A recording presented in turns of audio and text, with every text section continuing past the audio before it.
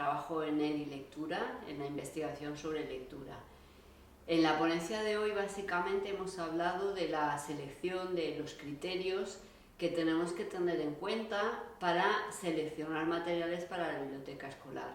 Vivimos en un momento de muchísimos cambios. Los 10 últimos años probablemente han cambiado más los temas sobre lectura que los últimos 100. ¿Qué tenemos que elegir? Lectura en pantalla, lectura en libro. Las investigaciones nos dicen, por ejemplo, que los chicos entienden mejor en papel los textos expositivos, pero eso no lleva a que tengamos que tener también en la biblioteca escolar materiales en ordenador. ¿Qué es lo que hacemos? El maestro, el profesor, el encargado de la biblioteca escolar elija estos materiales o guía a los estudiantes para que ellos sean los que eligen. Ambas cosas.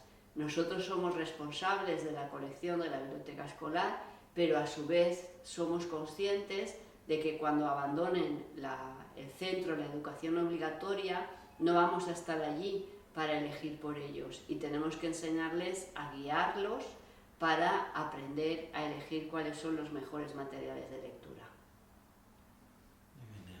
¿Qué opina de estos encuentros? Los encuentros que se organizan en Galicia desde hace tantos años, yo es la tercera vez que ya vengo, creo que son modélicos, son un modelo de buenas prácticas, de cómo debe realizarse la formación en una práctica en las bibliotecas escolares que yo creo que, como los encuentros, son modelos que deberíamos exportar a otras comunidades.